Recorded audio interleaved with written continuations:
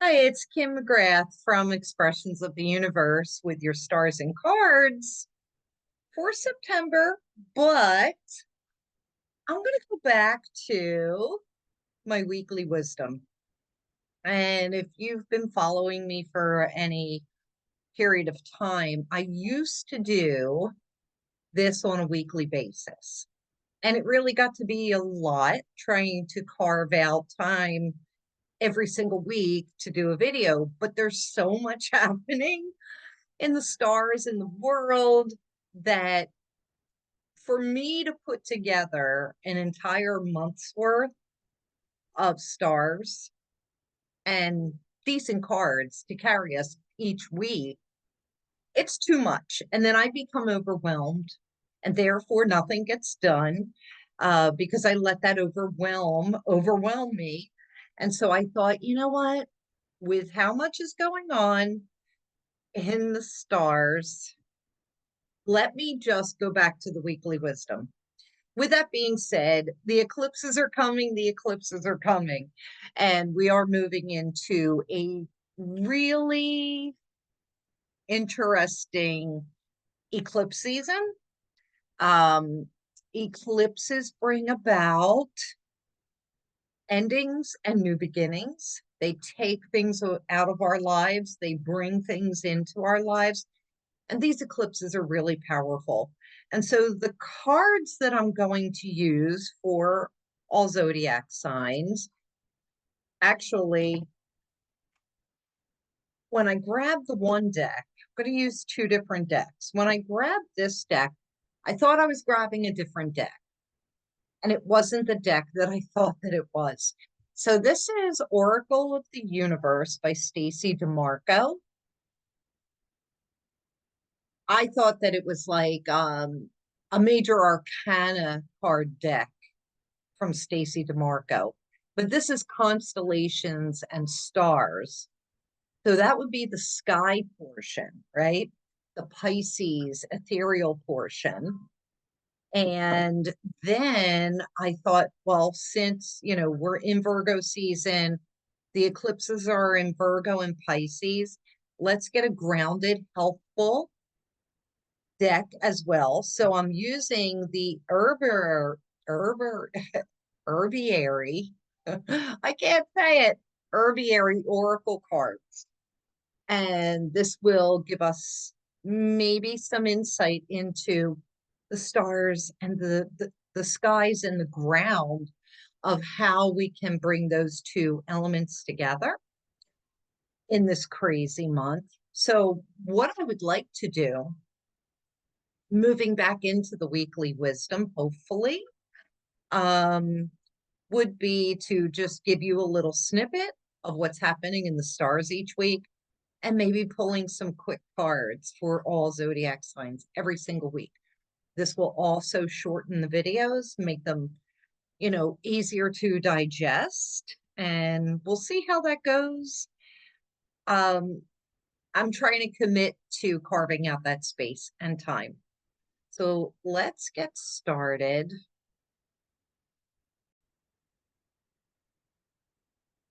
So before I decided I'll do weekly wisdom, I already started making my presentation for September. So I'm marking this as part one. I'm going to commit to at least breaking up the two eclipses into two separate videos, and I'll do cards for each of those. Of course, my little fun and folly disclaimer. So here we have September 1st through the 7th. And we can see in this astrological calendar that there's a lot happening. I'm going to zoom it up for you a little bit so you can get a better look at each day. And these are the planetary transits that are happening. Tell me if you like this calendar as opposed to me listing the highlights. So currently, the moon is in Sagittarius moving into Capricorn. I like this calendar because it tells you when the void of course moons are. This is for Eastern Standard Time. Void of course moons are when the moon is not making any aspect to any other planets, any Ptolemaic aspects, which is ancient astrology. And therefore, it's been said that things that are done during the void of course moon, nothing will become of them. And that's really important in medical astrology because you don't want to administer remedies or have surgery when the moon is void of course, because either the surgery doesn't take, it has to be redone, recovery time could be expanded, and then you have to go back in. So it's best to avoid void of course moons, especially when making big decisions. I think for Monday, September 1st, the biggest thing that is happening actually is Saturn, which is retrograde, entering back into Pisces. And that's huge uh, because it has spent the last few months in a new sign in Aries. It's been creating a lot of drought situations and obstacles in the world, whereas Neptune in Aries has been creating the drought. Well, I think also because Saturn blocks, that's also happening. Neptune will also, in the coming weeks, retrograde back into Pisces. And I think that we could see some flooding. So some parts of the world are flooding, some parts of the world are drought ridden. And this transiting Saturn into Pisces is telling us it's time to ensure that our foundations are built on solid values, spiritual as well as material. That's pretty huge for the upcoming transits. I'm not going to go into all of these, just the most important ones. And then on September 2nd, we have Mercury quincunxing that Saturn. And that's about concentration will be challenged for sure before our mind goes into overload, which I think in Virgo season, so many of us, our minds are in overload, and it causes us to not be productive because there's so much happening up here that we can't translate it out into the physical. So before our minds go into overload, adjust our thinking and also our workloads. So like for me personally, because I do have so much Virgo in my chart, I know that I have this whole to-do list of things that I need to do, which included this. And I procrastinated all day, wound up going over to play with my granddaughter and color with her for a while, just so that I could get out of that headspace. I have in the back of my mind all the things that I need to do. And it's not getting done because I'm overwhelmed. I'm really just overwhelmed. Um, I don't know. Tell me, are any of you feeling this way as well? You could see that Wednesday, September 3rd, is a pretty jam-packed day. There's so much going on between transiting Mercury, quincunxing Neptune.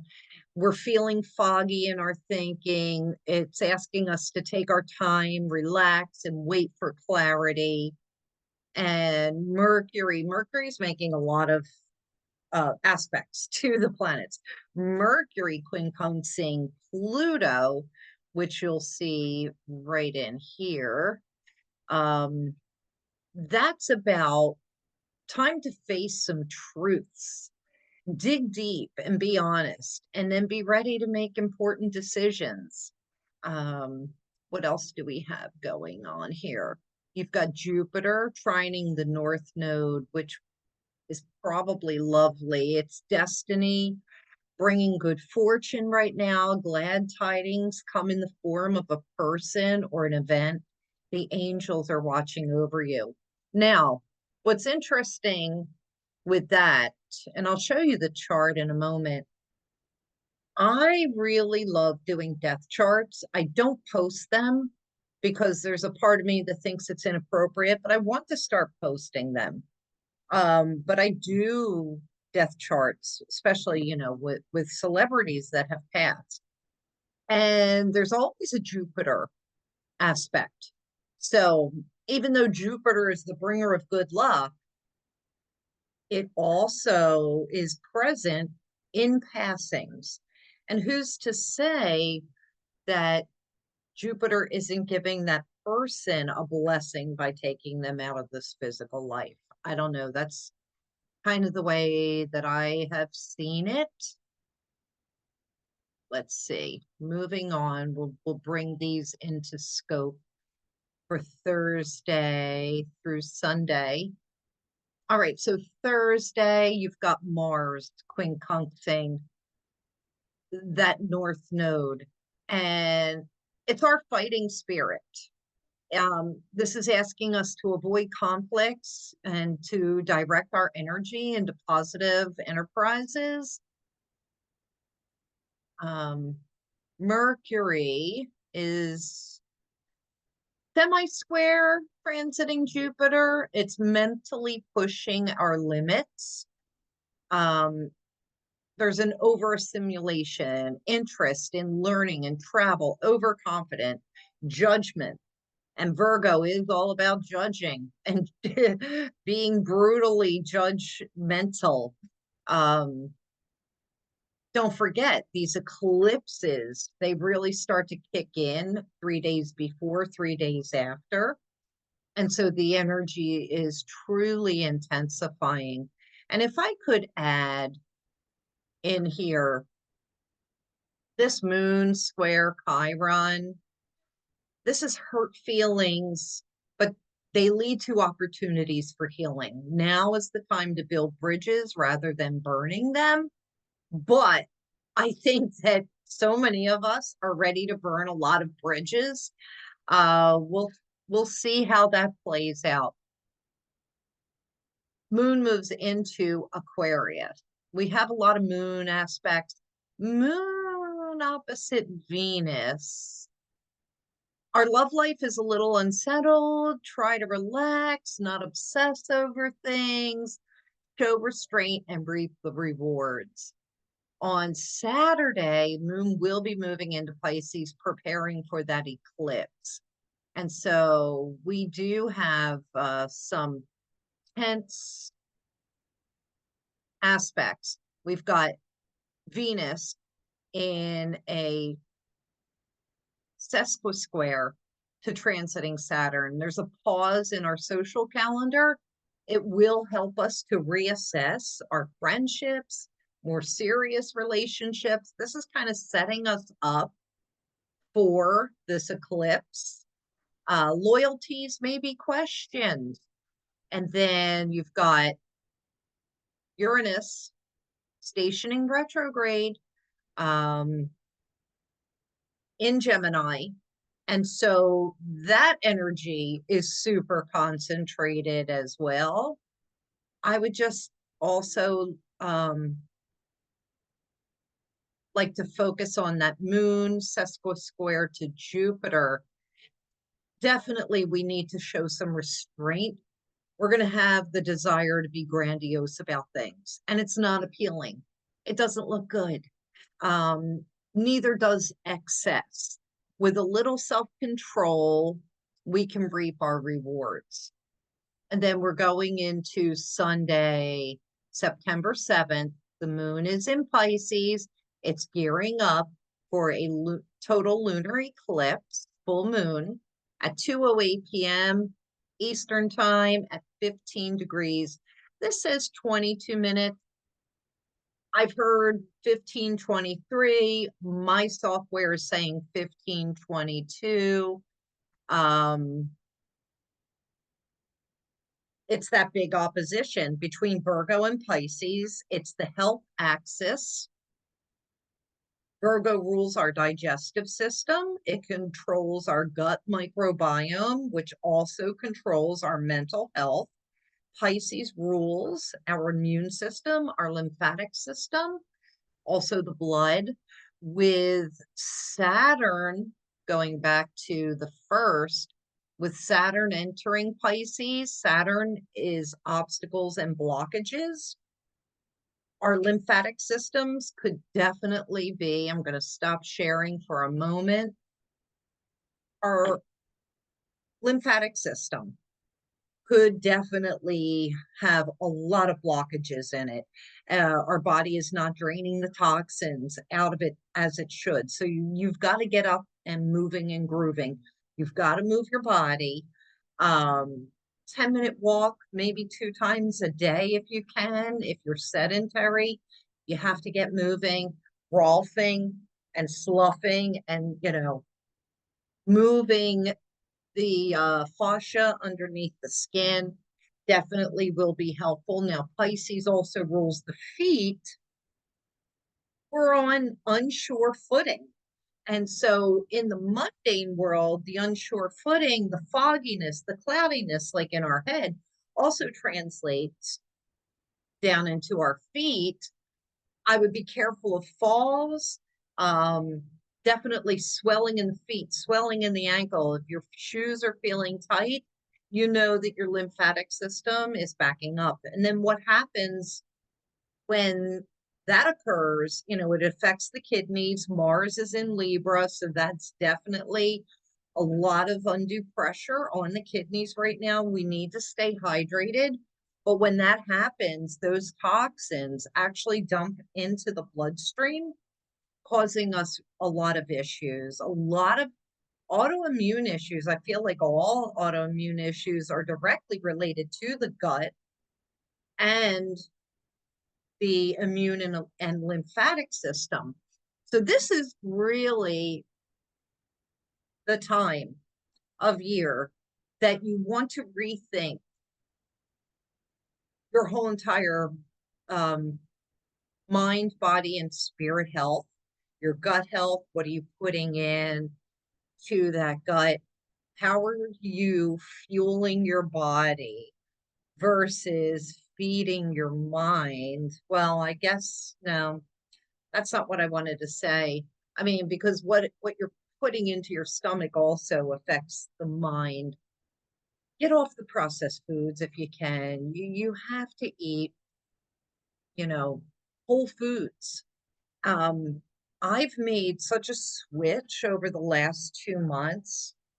Not only have I been dropping weight just by switching to a better eating style, but I'm sleeping better. My resting heart rate has gone down 10 beats per minute. I'm getting better quality sleep. I have more energy.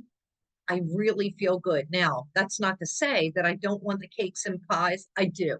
Every day, it is a struggle to not go buy donuts from Krispy Kreme. I want that juicy cheeseburger from Red Robin and the fries, but I'm not doing it because when I do, I get so ill now. Within less than a month, I would say, I tried to have a cheat day about a month into this clean, healthier eating, and I got so physically ill. And the thing is that because I'm not giving my dog my table scraps are like little tastes, she's not eating that way either. So I treated her to some of the food that I was eating. I got a really nice juicy burger from Red Robin, and both of us had diarrhea for 2 days. It was awful. Um, it was awful. So I would say have your cheats, but in small bits. Like I'll have a bite or two. Doesn't fully satisfy. I want to eat the whole thing. But what I was finding out was the meal that I normally would order at Red Robin was 3 days worth of calories. No wonder why I was gaining weight and also feeling probably crap. So anyway, whatever we can all do to really get healthy in body, mind, and spirit, now is the time to do it, especially with the eclipses. Um, Take a look at your own charts and see, where does Virgo and Pisces land in your charts, because that's where it's going to really have an effect on you from a mundane perspective, right? So, for example, I have Virgo in the fifth house. That's children, romance, play, adventures, my creativity. And then Pisces is in my 11th house of our friends, our dreams, hopes, and wishes. So you just have to look and see, what planets do you have there? What houses is it in? And go from there. All right, let me go back to sharing. All right, so we've looked at this week. It's a pretty extensive week. Wait until the eclipse on the 21st. That day is jam-packed with so many different transits. It's crazy. All right, moving on.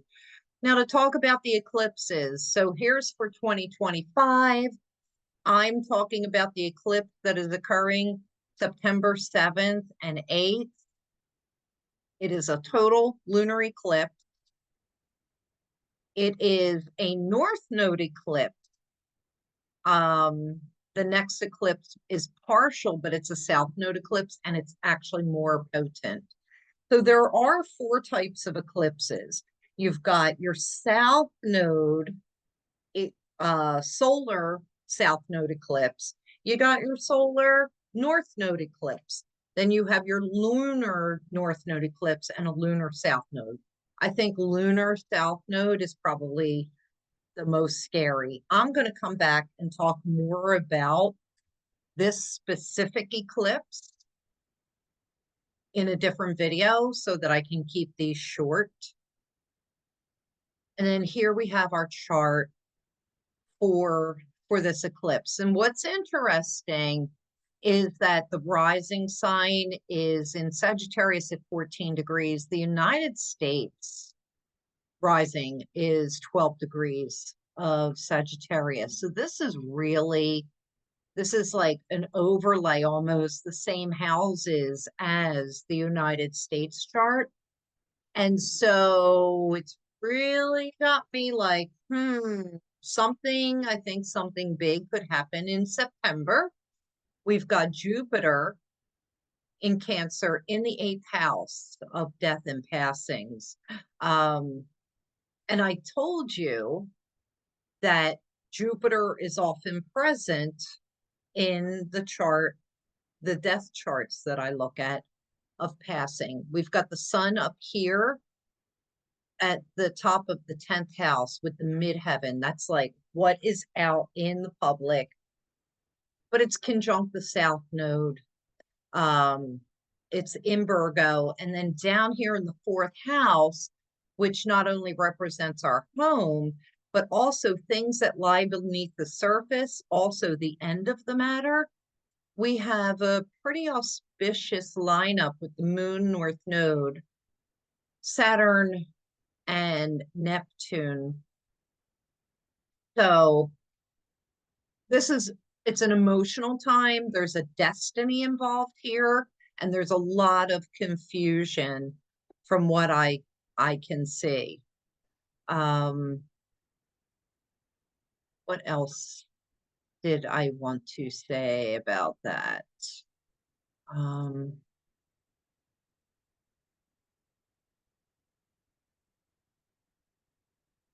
So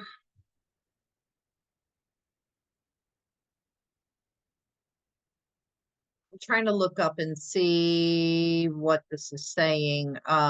Jupiter in the 8th house, other people's money, resources, Jupiter in Cancer. Oh, I know what I wanted to say. So with this moon being down here in the 4th house, I feel like a lot of our issues and our what we're going to see leaving and coming in are related to our homes and our families. That's really evident with Jupiter in Cancer up here in the eighth house. There's also indication here that jobs and careers are definitely possibly shifting, especially with Uranus in the sixth house of our daily work, our daily routine. Um, Mars in the 11th house in Libra, you would think, oh, maybe Libra is diffusing Mars, which it does because Mars is in its detriment, in its worst placement when it is in Libra. And it's in the 11th house of our friends, our dreams, our hopes, our wishes. Um, there's going to be a lot of contention in relationships for sure that we cannot foresee. There's going to also be a lot of contention in the home and in the workplace. I don't really care for this Pluto in the second house because the second house represents our money, but it's also our values. I mean, so that's not so bad. Um, because our value, a lot of people's values are changing, have changed, but there's a big highlight there with that. Um, let's see, what else? I wanted to point out the aspect between Venus and Pluto, because that could be really like a volatile, jealousy, possessive type of energy, especially Venus in Leo opposing. Now, it's a big opposition because Venus is already at 15 degrees, right? And Pluto's only at 1 degree, but you still get that tension.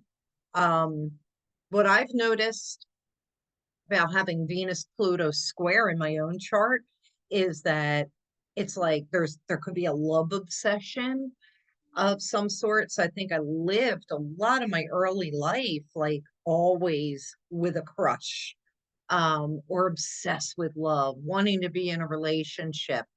And now that I'm older, I'm like the total opposite of that. It's like I really enjoy my life as it is.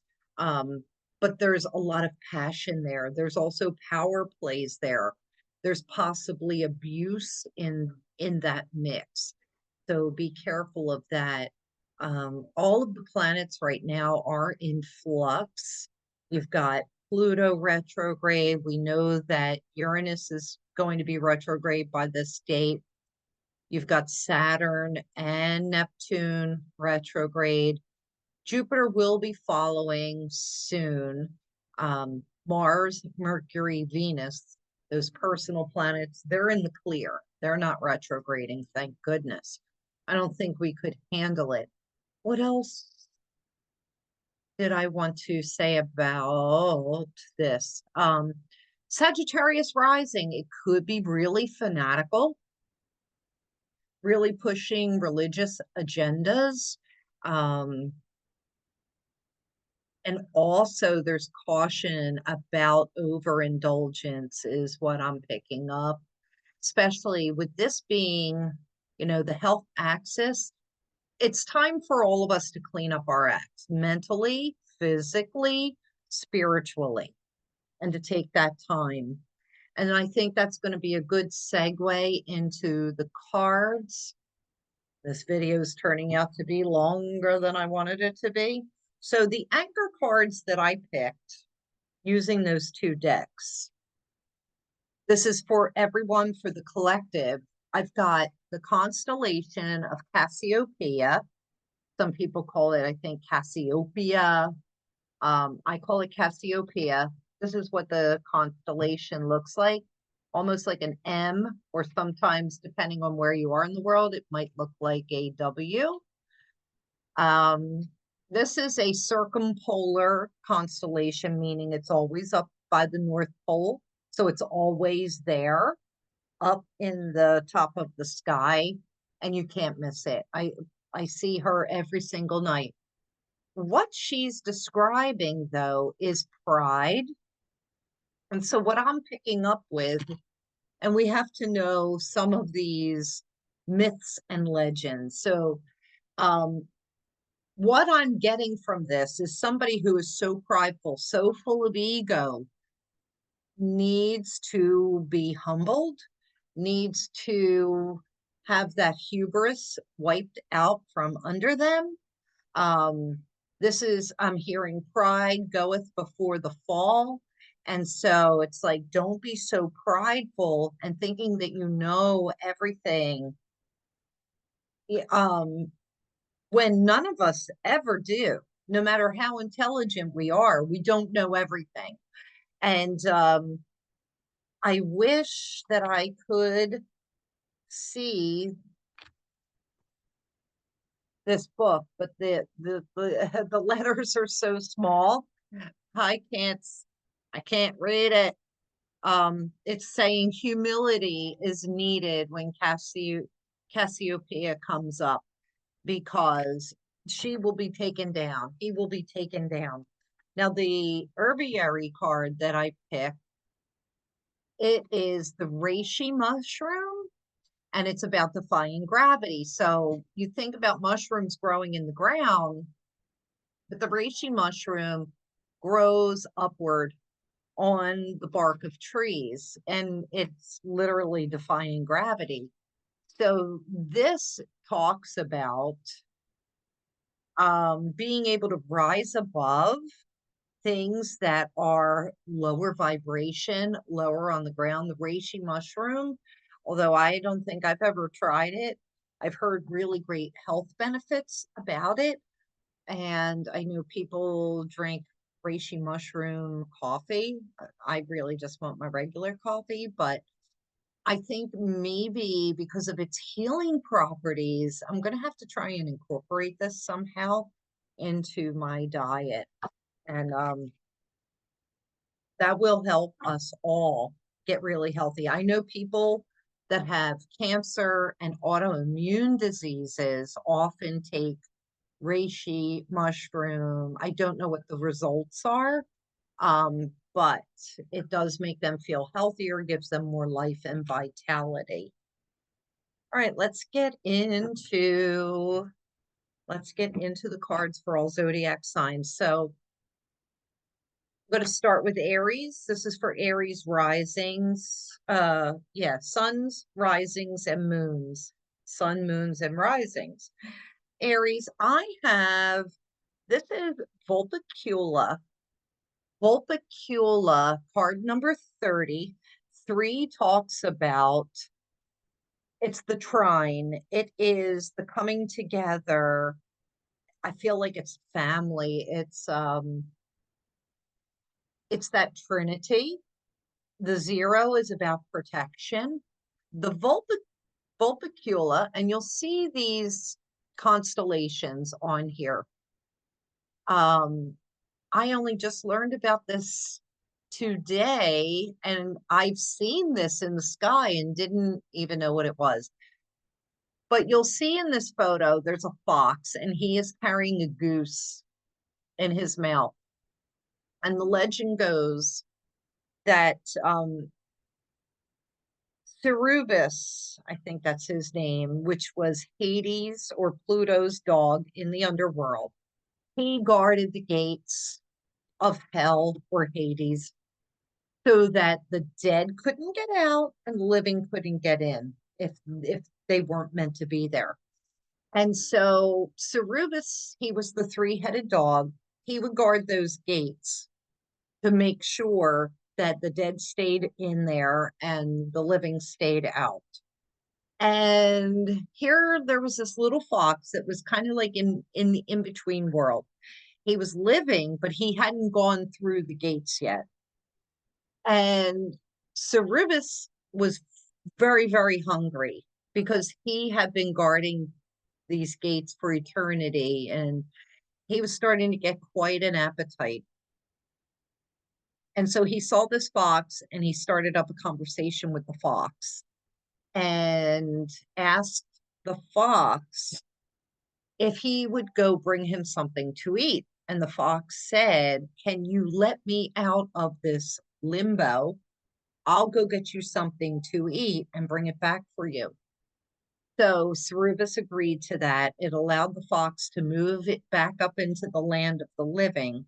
And a little bit of time had passed, and Cerubus thought, "Oh, this fox is never coming back. I was fool for believing him." And the fox came back and brought him a goose. And the two of them shared this goose.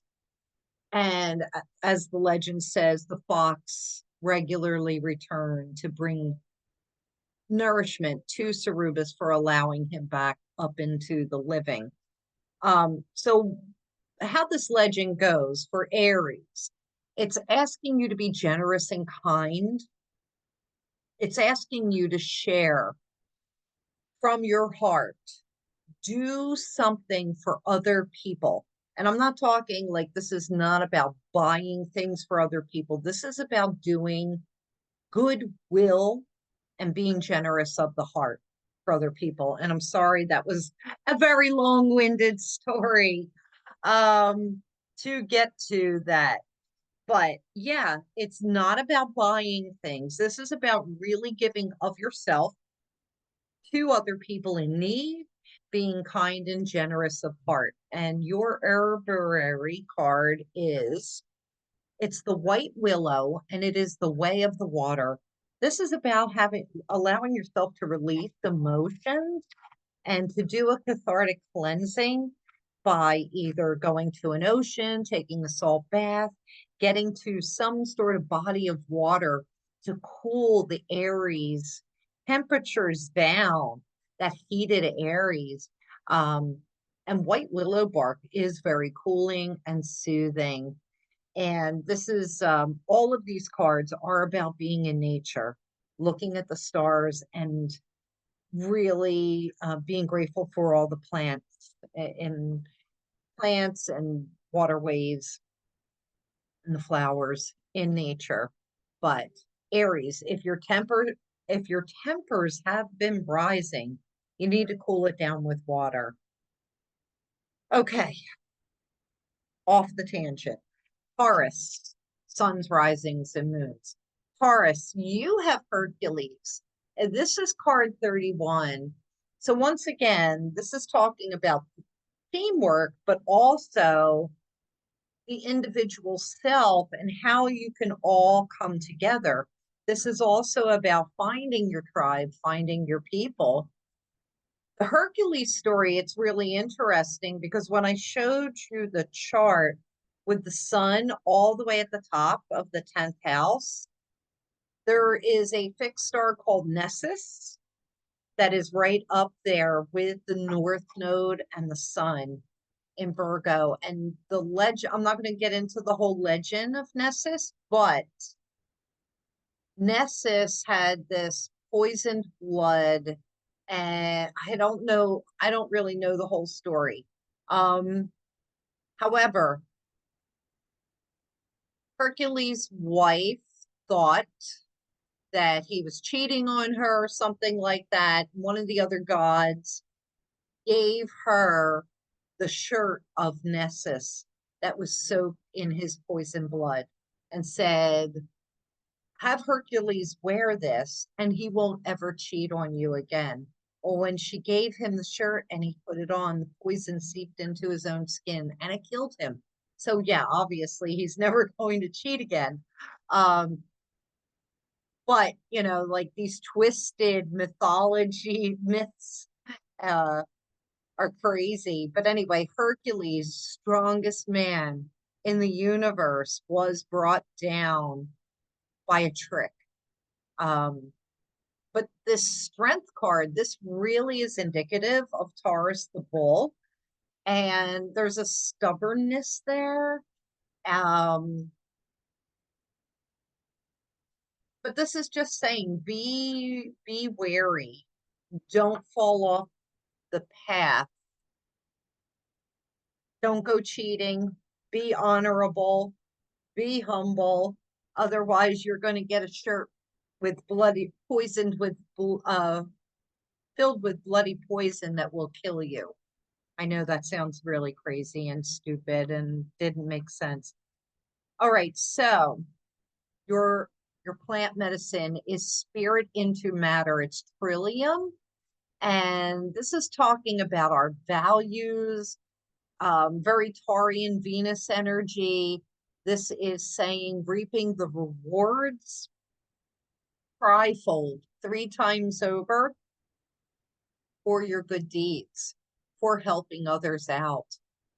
Bringing spirit into matter. This is about manifestation, and you have to change the way that you're thinking and being. Otherwise, you're only going to manifest dirt instead of these beautiful gems. Gemini.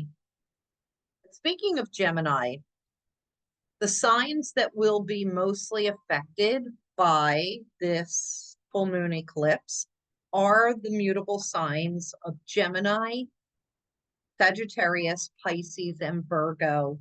And especially if you have something close to, I would say within 3 degrees of 15 degrees, then you are going to be mostly affected by that. And it just made me think when I see the Gemini card, because I'm a 13-degree Gemini, and I'm like, oh crap, I don't need anything bad happening to me on this eclipse. I'm not leaving my house.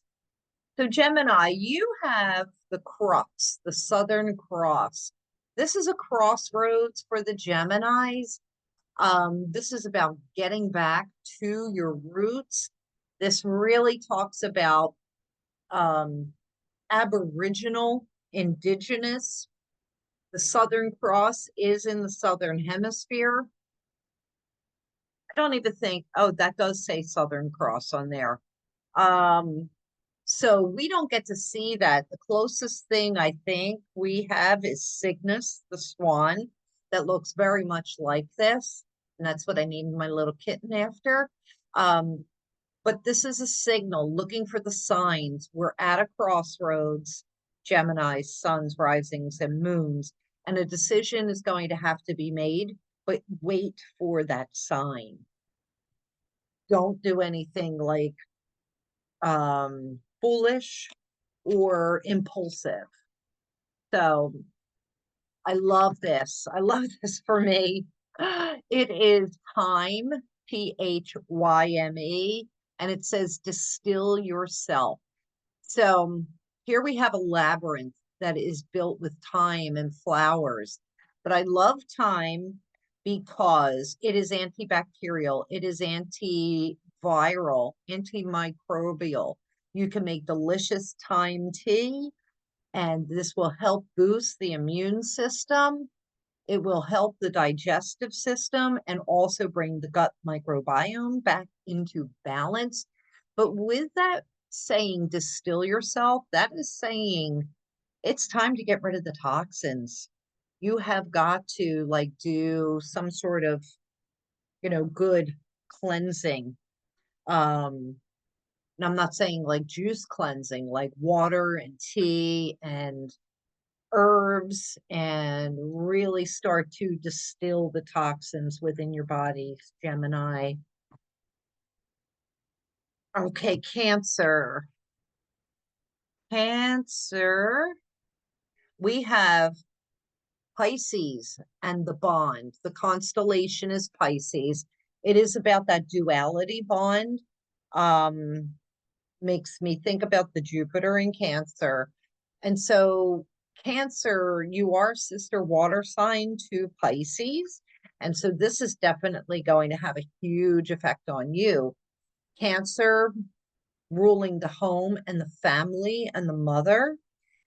This would, when this is saying about bonds, there could be a lot of bonds that are broken. Some might be strengthened. But this is asking you to take a look at your relationship.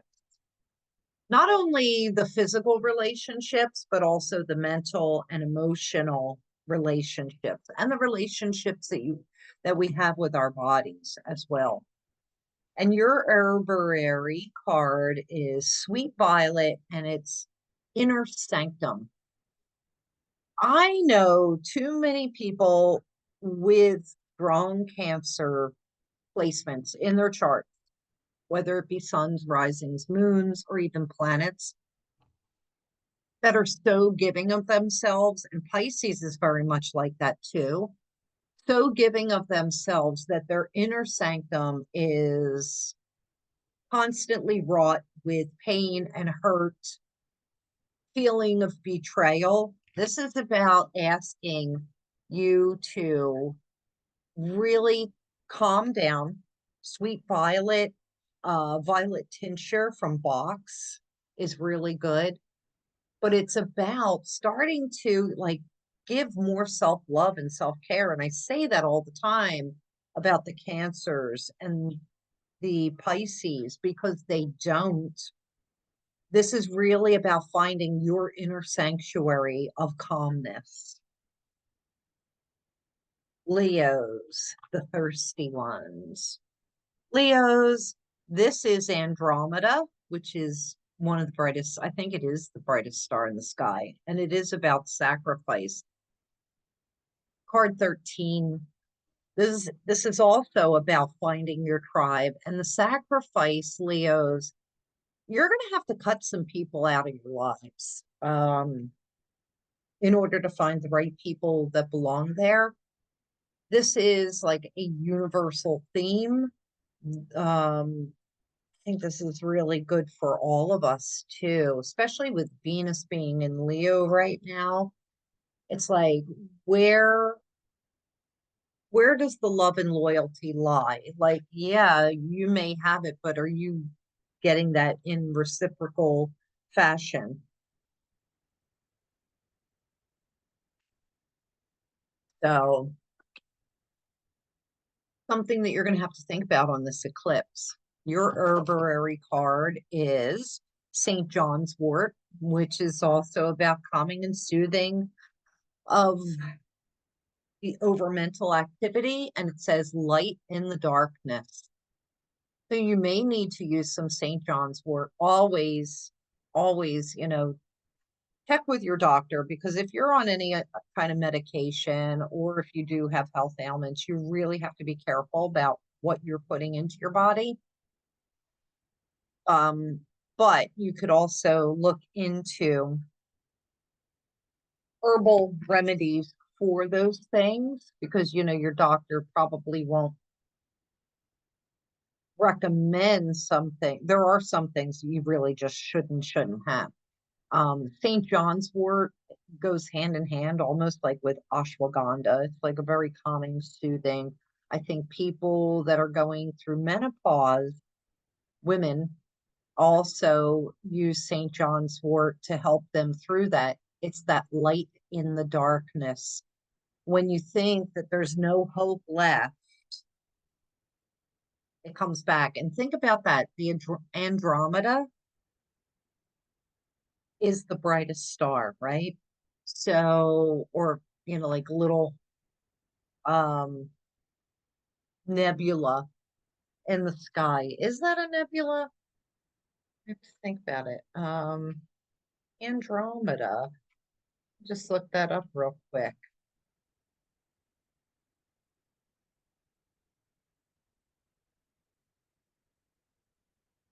Let's read it.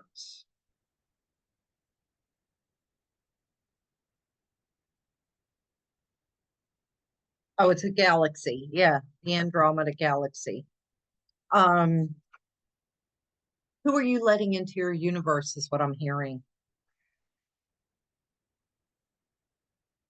Libra? Huh, Libra. You got Libra. Ah, balance. And what I'm picking up, it's card number 7. So that is about partnerships, relationships, bringing everything into balance. I feel like a lot of times Libras are often too people pleasing to try and find the balance and bring the balance into their lives and environments. And it all often causes too much discord in their own lives. And then with Mars being in Libra in its detriment currently, this is saying bring that balance into here. Don't worry about what's going on in the outer world. Worry about yourself. I think that's a good message for all of us right now. Your herbarary is plantain, and I know about that. Plantain. Most of us have this growing right in our in on our front lawns or backyards. We often think that it's a weed, but it is such an essential plant, especially for cuts and inflammation. And um, it says rewild. This is about you getting back into the earth, into the ground, getting maybe into herbal remedies and really getting in touch with your true wild side, that true nature, in order to find the balance that you are so looking for. Um, Trying to think. And plantain, like I said, it stops the bleeding, it reduces inflammation. So take your shoes off and get out into nature. Go look for some plantain, and you can make like a paste with it. I know that if I need it, I'll just take it out of the yard and make it right then and there. I don't know how to preserve it. Maybe as a tincture with alcohol. I'll have to look into that before the summer is over. But anyway, that's for you, Libras. Let's see, Scorpio, you're up next. So Scorpio, we have Virgo constellation. Um, Interestingly enough, this is card number 6, which talks about our relationships as well. But if you see, it says it's about justice. So you've got this compass in her head, overthinking everything. Um, Scorpios, asking you, what direction are you going in? Are the things that you are doing for, are you, let me back up. Are the decisions that you're making on the right side of history? If not, justice will be served. This is also saying that those who are on the wrong side of history, don't worry, justice will be served. Scorpio, you often want to be vindictive with this Virgo constellation, so judgmental, and maybe rightly so. However, karma will always take care of things in a justice way, in a just way. So this is saying, like, follow your true path, find your true north. And if you feel that you're not doing enough towards the side of justice, then maybe get involved. You have red clover, which is so wonderful, especially for this time of year with the immune system. This is saying it's time for you to center and ground, get out of your head. Red clover is wonderful. You can get that. You can get mostly all of these in a tea form. But red clover will help you will help bring you back into your body. It will help you calm down, and it will help you to center and ground. And I think that's really great. It'll also help you get back into your heart space. Sagittarius, going to be a wild ride for you, Sag, with this eclipse. And you have the constellation of Pegasus and freedom. How perfect is that for Sagittarius? This is about wanting to take off, wanting to leave situations. This is wanting to take flight. Now I'm hearing fight, flight, or freeze. And so are you doing that? This card, it's master number 22. And this really talks about coming together with the right people and finding your tribe. So this could also involve travel. This could include adventure, but this could also mean a lot of breakups for the Sag, Suns, Risings, and as well because of that need for freedom. And your herbarary card is Vervain. Blue vervain is wonderful for calming down as well. And it's saying, let the magic in. And I love that because what's more magical than Pegasus, right? Blue vervain is definitely a little euphoric, sometimes a little trippy, so to speak, and you have to be really kind of careful with the dosage, but you can get blue vervain in tea form, and it's will be really great for everybody during this time of year with the way the planets are. Capricorn, you have, I don't even know what this is. It's the constellation Eridanus. Eridanus? I'm not familiar with that, but it says it's confidence. What I'm picking up, especially as I'm recording this, the moon is in Capricorn. Capricorns, I think maybe you may feel like a deflated balloon now that Pluto has left Capricorn for good for 248 years. Maybe you're feeling like a deflated balloon and maybe you need like a boost of confidence, maybe to go on a new adventure, start something new, a new career path or a new passion. And so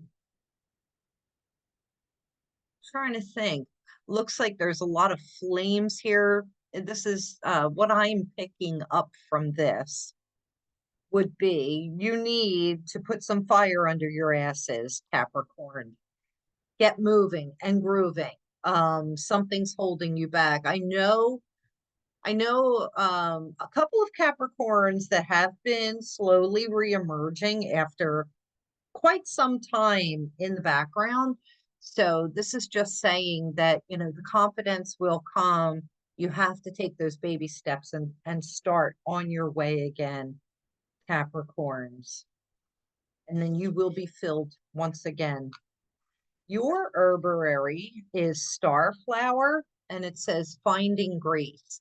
And I feel like this really has to do with finding grace for yourselves, that maybe you are too hard and critical on yourselves, Capricorn. So give yourselves a little bit of grace, a little bit of time. There's no rush. Just take that first step. Aquarius. Aquarius, we have the Omega, which is limitless. And I love this. It's card number 34, which really is bringing together groups of people. I love that because Pluto being in Aquarius, it is going to be limitless possibilities with ideas and gatherings and bringing humanity together. I know that the world does not look like that right now, but I have to believe, based on history, that as Pluto moves through Aquarius, yes, there are upheavals, but ultimately there will be a coming together. Aquarius, your possibilities are limitless right now. It is the Omega. And I'm assuming that, and I'm not 100% sure. I'm going to have to look that up myself.